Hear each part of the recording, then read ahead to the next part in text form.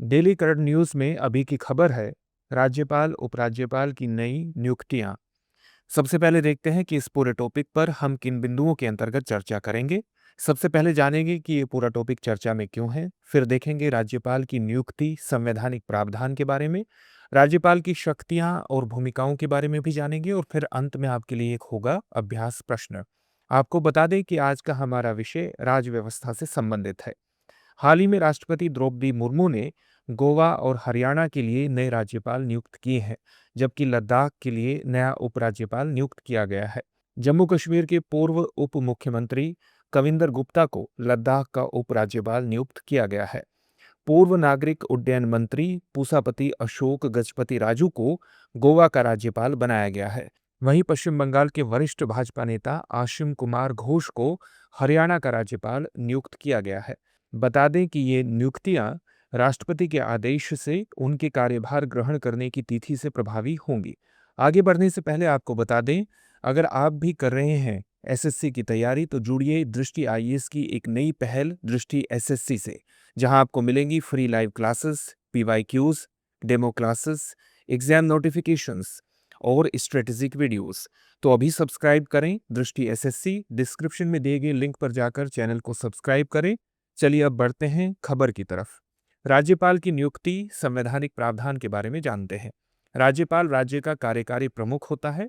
राज्यपाल का कार्यालय कनाडाई मॉडल से अनुकूलित है। परंपरा के अनुसार राज्यपाल उस राज्य से संबंधित नहीं होता जहां उसकी नियुक्ति होती है, ताकि वह स्थानीय राजनीति से मुक्त रह सके। राज्यपाल की नियुक्ति राष्ट्रपति द्वारा राष्ट्रपति के मुहर लगे आज्ञा पत्र के माध्यम से होती है। राज्यपाल राष्ट्रपति की इच्छा पर पद धारण करता है और राष्ट्रपति द्वारा किसी भी समय हटाया जा सकता है।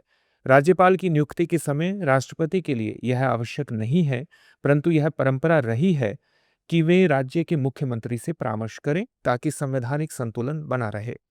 राज्यपाल न तो जनता द्वारा सीधे चुना जाता है और न ही अप्रत्यक्ष रूप से, बल्कि केंद्र सरकार द्वारा नामित व्यक्ति होता है। सर्वोच्च न्यायालय के अनुसार राज्यपाल का कार्यालय एक स्वतंत्र संवैधानिक पद है, न कि केंद्र सरकार के अधीन कोई रोजगार।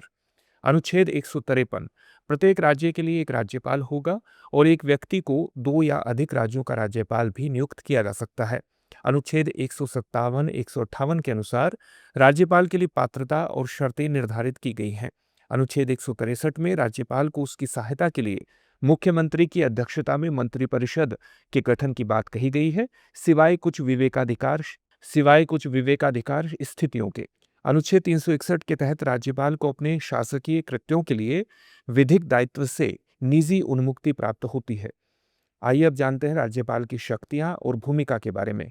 कार्यपालिका शक्तियां। राज्य की कार्यपालिका शक्ति राज्यपाल में निहित होती है। वह मुख्यमंत्री की नियुक्ति करता है और अन्य मंत्रियों को मुख्यमंत्री की सलाह पर नियुक्त करता है। वह राज्य के महाधिवक्ता, लोक सेवा आयोग के अध्यक्ष और सदस्यों की नियुक्ति करता है। आइए अब जानते हैं विधायी शक्तियों के बारे में। राज्य विधानसभा का सत्र बुलाना, स्थगित करना और भंग करना राज्यपाल की महत्वपूर्ण शक्तियां हैं। विधेयकों को स्वीकृति देना, आरक्षित रखना या पुनर्विचार हेतु लौटाना भी एक महत्वपूर्ण विधायी शक्ति है। अध्यादेश जारी करना अनुच्छेद 213 के तहत जब विधानसभा सत्र में न हो, राज्यपाल की महत्वपूर्ण विधायी शक्ति को प्रतिबिंबित करता है। आइए अब जानते हैं राज्यपाल की विवेकाधीन शक्तियों के बारे में। जब कोई दल स्पष्ट बहुमत में न हो, तब मुख्यमंत्री की नियुक्ति राज्यपाल की विवेकाधीन शक्तियों के अंतर्गत आती है।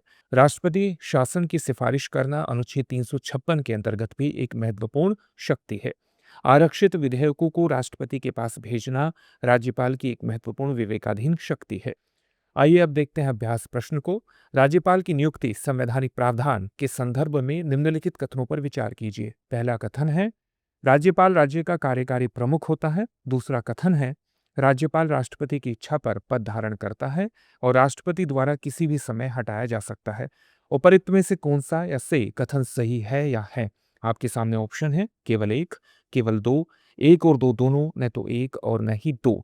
इस प्रश्न का उत्तर हमें कमेंट बॉक्स में कमेंट करके जरूर दीजिए। धन्यवाद। डियर व्यूअर्स, अपने एग्जाम की तैयारी को और बेहतर करने के लिए हमारे चैनल को लाइक, शेयर और सब्सक्राइब करना न भूलें।